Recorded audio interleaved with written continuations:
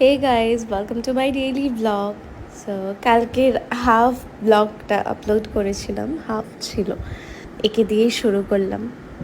Any হচ্ছেন কে আমি নিজেও জানি না, যাই হোক আমি ডাকছিলাম, কি সুন্দর চলে আসছিল, আমার মতোই দেখতে অনেকটা। তোমাদের কেমন লাগছে জানিও। আর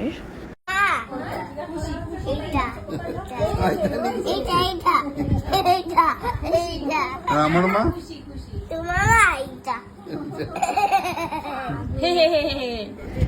তো এরকম মজা করতে করতে খাওয়া হয়ে গেল। খাওয়ার পর আমরা একটু ঘুরতে বেরোলাম, একটা দিদি বাড়ির উদ্দেশ্যে বেরিয়েছিলাম।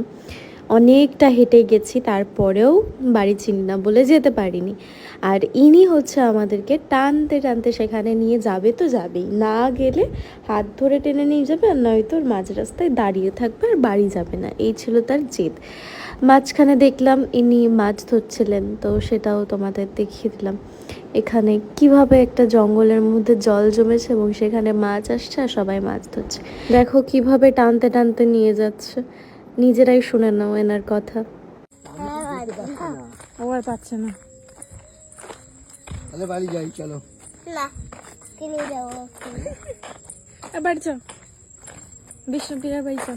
না যাবো না, আমি যাবো না, নারী যাবো না আমি এখানে। না কি যেতে হবে চল করে যা যা কত দূর আর? আর অত দূর চল না বাড়ি পেলি না? না বাড়ি পেলি না? বাড়ি তাহলে তুই চিনিসই না, ফিরে হই না, তুই চিনিসই না। আমার মনে আছে তখন মনে চলে যাবি মনে হয়। মনাইয়ের সঙ্গে যাবি? মনাইয়ের সঙ্গে যাবি?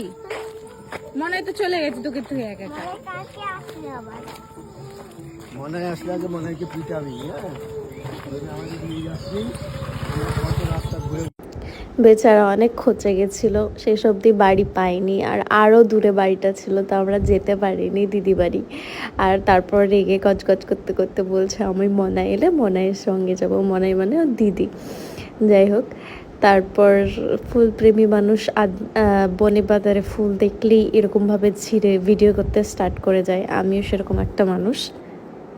তারপর বাড়ি ফেরার পর পাশে বাড়ির কাকা বাড়িতে ইনি ছিলেন, ইনি আমাকে চিনতেন, বাট হঠাৎ করে জানি না কেন চিনতে পারলেন না। আগের দিন খুব খেলা করেছে আমার সাথে, আজকে চিনতে পারলেন না, একটু বদমাইশি টাইপেরই করলো কিছু একটা, মানে নতুন লোক দেখলে যেরকম করে। এই যে আমি ডাকছি আরও আমার দিকে তাকাচ্ছেই না, একটুখানি আদর করেছে বাট ডাকছিলাম তাকাচ্ছিল না। আর আগের দিন খুব খুব খেলা করেছে, খুব কিউটে।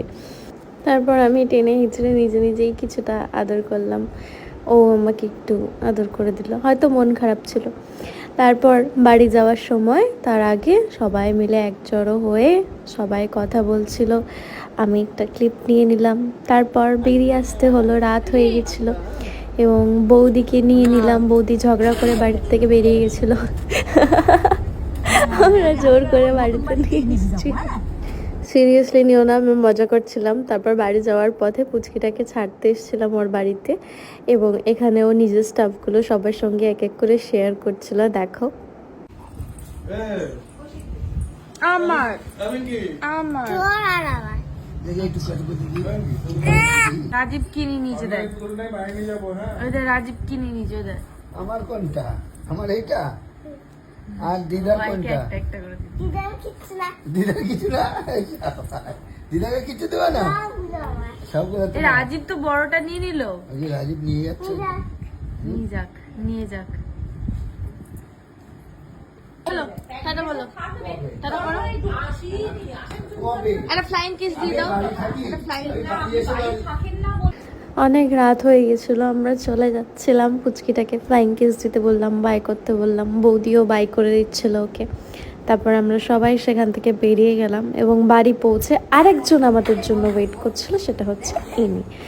বাড়িতে একটা পেট থাকলে না এভাবেই দিনটা শেষ হয়, তুমি যখন সব কাজ করে বাড়ি ফেরো তখন কেউ একজন তোমাদের জন্য এতটা আগ্রহে ওয়েট করে। তো চলো, দেখা হচ্ছে নেক্সট ব্লগে, টাটা।